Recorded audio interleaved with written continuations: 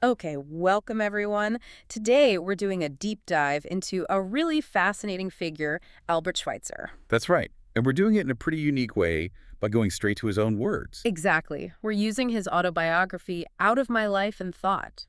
So this isn't someone else telling a story, it's Schweitzer himself reflecting.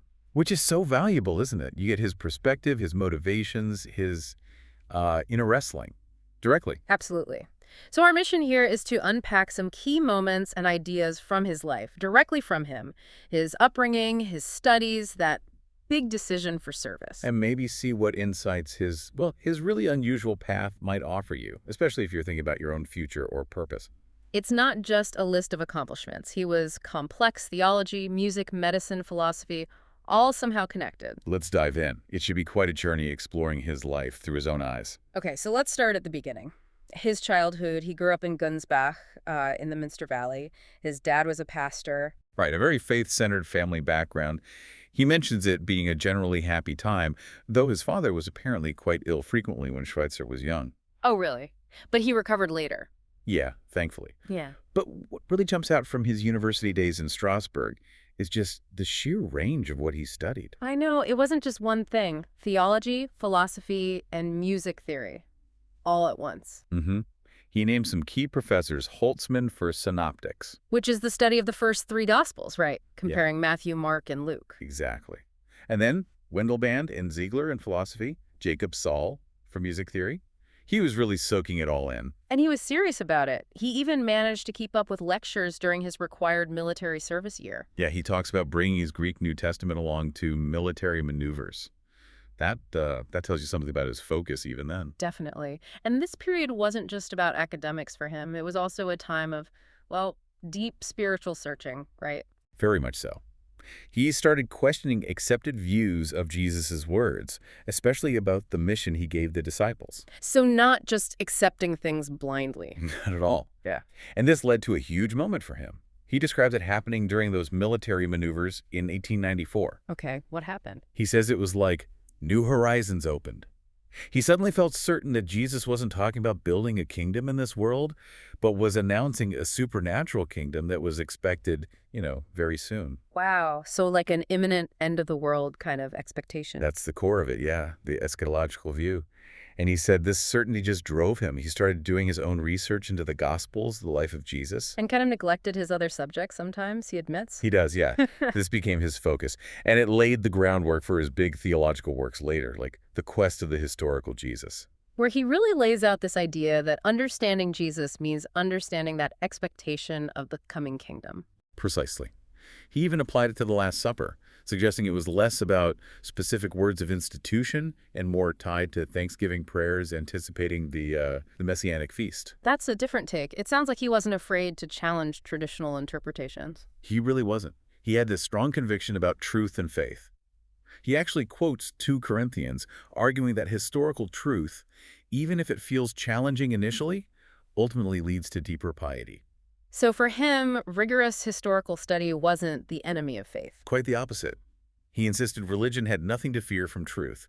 He felt Jesus' core message, the religion of love, emerged within that specific Jewish eschatological setting, but its ethical power endures because it's fundamentally true. And he thought that the fading of that imminent expectation actually helped. Yes, that it sort of freed the religion of love from maybe dogmatic constraints, allowing its spiritual and ethical core to shine through history. He valued the church, but leaned towards Paul's idea of liberty in the spirit, focusing on that love aspect over strict doctrine. Interesting. A real focus on the ethical heart. But then there's the whole other side of him, the music. Oh, absolutely central. He was a serious organist, studied with Ernest Munch, and then, crucially, with the famous Charles-Marie Widor in Paris. Widor taught him for free, right? Because he was so impressed. That's the story, yeah. He also studied piano with Isidore Philipp and Marie-Giel Trautmann. And there's that funny bit about how he had to keep his piano teachers separate. Because they didn't think much of each other's methods? Exactly. Imagine navigating that. His work led to the big book on Bach, initially for a French audience. But it took off in Germany too, didn't it? It did. He had strong ideas about authentic Bach performance, smaller groups, clarity, phrasing over just hitting notes hard, moderate tempos based on old organs. And he cared about the instruments themselves, too, trying to save old organs. Which led to that great quote his friends used. In Africa, he saves old blacks. In Europe, old organs. A bit blunt, maybe, but it captures the breadth of his passions. It really does. This whole early period paints a picture of someone just incredibly driven, exploring everything, questioning, finding his own way intellectually and spiritually, a powerful mix. And it's right in the middle of all this intense study and artistic pursuit that this profound shift happens, this resolve toward service. Yeah, tell us about that. It sounds like a very specific moment, almost like an epiphany. Whitsuntide, 1896. That's when he pinpoints it. Back home in Gunsbach. He woke up early, heard the birds singing, and this thought just hit him with absolute clarity. What was the thought? That he couldn't just have all this good fortune, his talents, his education, his relatively happy life. He felt he had to give something back, something significant. Not just a vague feeling, though. He made a plan right then. Amazingly, yes. Before he even got out of bed, he decided. He'd dedicate himself to scholarship and art until he was 30. After that, direct service to humanity. Wow, that's incredibly decisive. And he connected it directly to Jesus' words, "Whosoever would save his life shall lose it." He saw giving up his European career path as the way to, truly find his life's meaning. A very personal, spiritual conviction driving it. He didn't know exactly what service yet, though. No, just that it had to be direct, hands-on. Could be inconspicuous, he said. He first thought about working with neglected children in Europe. And he did get involved in some practical things, right? Helping tramps, ex-convicts. Yeah, alongside a Reverend Ernst. He even mentions cycling around to check their stories. Very grounded stuff. And visiting poor families through his student group. He admits being shy about asking for donations, which is kind of humanizing. It is. Shows even someone making such a huge leap had everyday anxieties. But he felt this pull towards something more. Independent. Personal. And then the answer came from a magazine article. Right. June 1904. He's slipping through the Journal de Mission Évangélique and sees this article, "The Needs of the Congo Mission." And a specific sentence just clicked. The very last one. A call for people who could simply answer the Master's call. "Lord, I am coming." He said reading that, his search was over. Just like that. Pretty much. A few months later, on his 30th birthday, he apparently sat down and worked out the practicalities, the cost, like the man building the tower in the parable, and decided, yes, I'm doing this. Then he had to tell everyone. That sounds like it was difficult. He calls it hard battles, telling his family, his friends, that he was going to study medicine to go to Africa as a doctor. And they were upset he hadn't told them sooner, as much as about the plan itself. Apparently so. He found it kind of ironic that his theology friends protested, given they preach about Paul not conferring with flesh and blood. He did seem to feel it wasn't a path for everyone, though, that he had specific qualities for it. Yeah, he lists them. Health, good nerves, energy, common sense, toughness, few needs, inner strength. He thought such a venture needed unusual circumstances and the right person. He reflected later on people wanting to do something special, didn't he? Saying it often came from restlessness. He did. He felt true pioneers were often heroes of renunciation, forced to give up dreams, not just heroes of action. And those like him who could act independently needed deep humility, remembering those who couldn't. That perspective about small, obscure deeds mattering more in total. That's quite profound. It really is. And the choice of medicine wasn't random. It was practical. He saw it as the best and most complete way to serve, right? Especially since reports said a doctor was desperately needed in Gabon. Exactly. Reading about the suffering there really cemented it for him. He even used that analogy about Hannibal preparing for Rome by conquering Spain. The years of medical study were his preparation. And there was that strategic element, too, about the missionary society. Right. He worried they wouldn't accept him as a missionary because his theology was more liberal than their orthodox, pietist leanings. He hoped they'd take him merely as a doctor. And he faced pushback even on that. Oh, yeah. Some on the committee weren't keen on a doctor who didn't fully subscribe to their specific doctrines, even if he believed in Christian love. And he refused to be examined on his beliefs. Famously, he argued Jesus just asked for willingness to follow, and they shouldn't turn away help for the suffering, even from, say, a Muslim. Bold stuff. He got accepted in the end, but had to promise to keep quiet on theology. Dumb as a carp. Mia como un carp, yeah. Though, ironically, they asked him to preach later anyway. He really believed mission societies shouldn't let doctrine block medical help for those in need. He saw a difference between the officials and the missionaries on the ground. He did. Felt those in the field were often more focused on the practical gospel. He raised the money himself, found it hard asking, but encountered a lot of kindness. Got married to Helene Breslau, who helped him prepare. And then that detail about packing gold, not paper money. Predicting war and instability, even then. Very practical. And then they left, setting off for Africa. It's just this incredible story of conviction, facing challenges, and finding a very specific, demanding way to live out his faith. And then they arrive in Lambaréné, Good Friday, 1913. The reality must have hit hard. It sounds like it. The facilities he expected weren't there. Timber trade competition meant no one was available to build. So he started in a chicken coop. Seriously. His first consulting room, yes. An old chicken coop. Eventually, they got a corrugated iron shed built and some bamboo huts for patients. Basic doesn't even cover it. He said he felt besieged by patients immediately. From day one. And the suffering was worse than he'd imagined from the reports. But he also felt glad he'd come, glad he'd ignored the objections. He was needed. Right there, right then. Finding help was tough too, wasn't it? Joseph Azawani, the cook who became an assistant. Yeah, his first real helper. But Schweitzer had to convince him to treat everyone, even seemingly hopeless cases, which went against some local practices focused on maintaining a healer's reputation. And Helene, his wife, was crucial, managing the household and helping in the hospital. He calls her contribution amazing. And getting people to agree to surgery wasn't as hard as you might think, apparently thanks to a previous doctor's work. Still, 40 patients a day after just a few months, plus their families staying nearby. The responsibility must have been immense. He admits it. Says the care and responsibility weighed on him more than the actual work. He worried constantly, felt maybe he didn't have the ideal, robust temperament for it. How did they manage financially? Did patients pay? Not really pay, but he asked for contributions money if they had it, or chickens, eggs, bananas.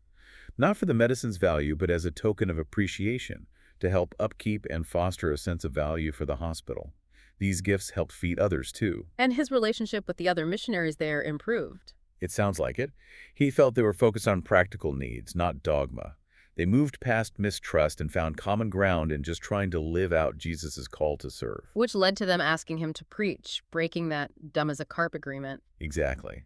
Not long after he arrived, his actions, his service rooted in his faith, clearly spoke louder than any doctrinal concerns they might have had initially. And then World War I crashes into this reality. Yeah, the war's impact reached even Lambaréné. Trade disrupted, prices up, locals used as carriers. He quotes that old African man's reaction to European warfare. About how they could pay for the dead and killing without even eating them. Just cruelty. Such a chilling perspective. It is. And then, September 1917, the war catches up with him personally.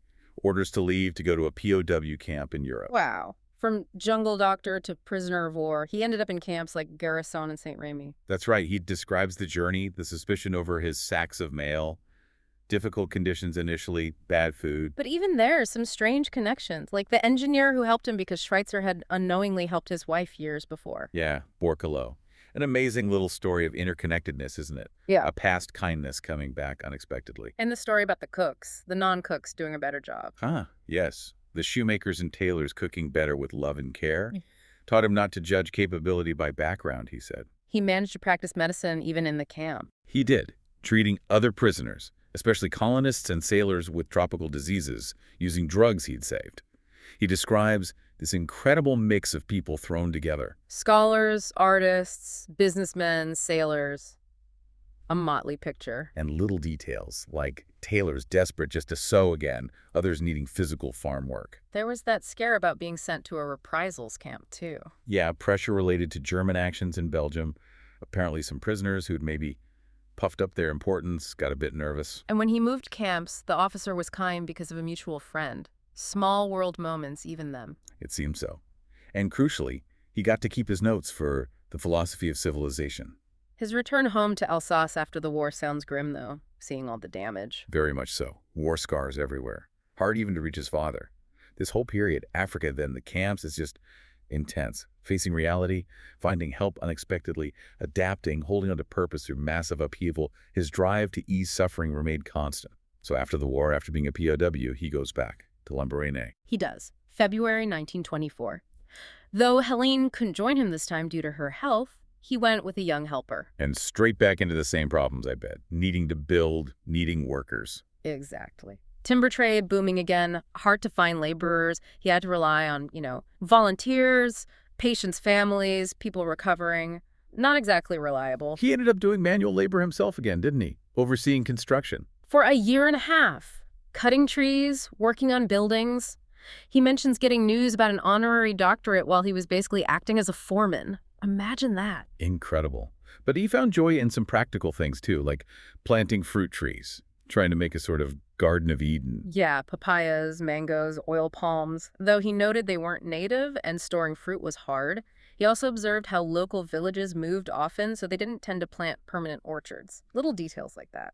And the funny story about the timber merchant asking for a Guth fugue. Huh, yes. Bit mixed up, but shows how people saw him as this multi-talented figure. But the demands were huge. More patients, needing more staff from Europe. And then a famine. A really bad one. Late 1925. And dysentery. Caused partly by men neglecting fields for timber work, he was totally consumed for months, even making trips by boat just to get rice. And that crisis made it clear the hospital had to move, right? Too small. Undeniably. The old mission site just couldn't handle 150 or so patients, so more building, more overseeing for Schweitzer. Finally, January 1927, they moved to the new site. That must have been a huge relief. He describes it as a real turning point. Better conditions, wooden floors, even for mental patients' cells. He quotes the patient saying, "It's a good hut, doctor, a very good hut." He felt they were finally housed like human beings. He left the hospital under others' care later that year, but amidst all this building and doctoring, he was still thinking, writing. Constantly. Working on the philosophy of civilization, carrying those notes even through the POW camp. He talks about struggling for months to find the core ethical idea, feeling totally stuck. Like hitting an iron door, he says. Exactly. And then, the breakthrough moment. On a river trip. This is the famous story, isn't it? On the barge. Yeah. 3 days wrestling with it. Then, at sunset, as they were passing a herd of hippos, the phrase just flashed into his mind, reverence for life. Just like that. Unforeseen and unsought. That's how he describes it. He felt the iron door opened, the path in the thicket appeared. This became his fundamental ethical principle. Simple, universal. Amazing. It came in such a specific and almost wild setting. He was also writing his autobiography then, right? Interrupted constantly by medical work. Yes, Out of My Life and Thought took ages because he kept getting pulled away for surgeries or emergencies. And he was still doing theology, working on Paul. Seeing Paul's mysticism as rooted in that eschatological expectation, not just Greek ideas. Right. He saw Paul as taking the simple gospel and elevating it, giving it lasting power, even after the immediate end times expectation faded. He also thought a lot about civilization itself, especially after WWI, seeing the collapse as more than just political. Definitely. He felt true civilization required ethical perfecting, individual and social. Material progress wasn't enough. It needed ethical goals. His generation's mistake, he thought, was believing progress was automatic, just through knowledge and work, forgetting the ethical dimension. And he worried about a modern contempt for thought, a mistrust of independent thinking, leading to skepticism and a lack of inner confidence, despite technological prowess. He felt this skepticism didn't lead to constructive questioning, but just a void, an inability to find truth. Yeah. He believed sincerity comes from real thought. Without thought, sincerity itself gets lost. Reviving thought was key for him. And reverence for life was his answer, as a kind of elemental thinking against skepticism. That was the idea. An ethic that acknowledges the world's ambiguity, the good and bad mixed together, but finds meaning in serving life, in all its forms. A realistic mysticism, he called it. He applied this to Christianity too, didn't he? Feeling it needed to reconnect with thought. He did. Worried it had retreated from reason, losing influence. He argued Christianity needed to be founded on thought, on that elemental piety that issues from thinking, to regain spiritual power. He sounds deeply devoted, but also deeply critical of its state. Absolutely. Demanding it reform in sincerity and thoughtfulness, seeing contemporary Christianity as just a beginning, not the full spirit of Jesus. And that famous answer about pessimism versus optimism. Yes. He said his knowledge made him pessimistic, seeing all the suffering, the world's problems. He felt that weight. He never shied away from that community of suffering. Never. But his willing and hoping were optimistic. His optimism came from action, from the choice to try and end some small portion of that suffering. Each one of us can do a little. Exactly. That active hope, grounded in a clear-eyed view of reality, seems central to everything he did. It ties the practical work, the philosophy, the ethical core together. So pulling it all together, what stands out from this deep dive into Schweitzer's own account? Well, you see this incredible journey, don't you? From intense intellectual and artistic exploration. Across so many fields. Right, to this deeply personal spiritual wrestling, focusing on Jesus' call to love and service, and then the radical choice to put it all into practice in such a demanding way in Africa. His work there wasn't just a job, it was his whole philosophy. His reverence for life made real, his piety of obedience, as he put it. Yeah, losing his life, in a sense, to find its deepest meaning through serving others. And for us listening now, there are so many challenges in his story, aren't there? The challenge to question things, to maybe not take the easy path. The courage it took to follow his conviction, facing pushback from friends, from institutions, from just the sheer difficulty of it all. And the idea that purpose can be found in direct service, even small acts, that maybe that's where faith becomes most real. It makes you think, doesn't it? Yeah. Where does your own good fortune, your own situation, call you to give back? He didn't ignore the world's problems or suffering. He faced it head on. But his response wasn't despair. It was action, determined effort. He said it so clearly. I am pessimistic because I feel the full weight of what we conceive to be the absence of purpose in the course of world events. But however concerned I was with the suffering in the world, I never let myself become lost in brooding over it. I always held firmly to the thought that each one of us can do a little to bring some portion of it to an end. That really sticks with you, doesn't it? It leaves you with that question, maybe the same one that drove him. What portion of suffering are you called to address?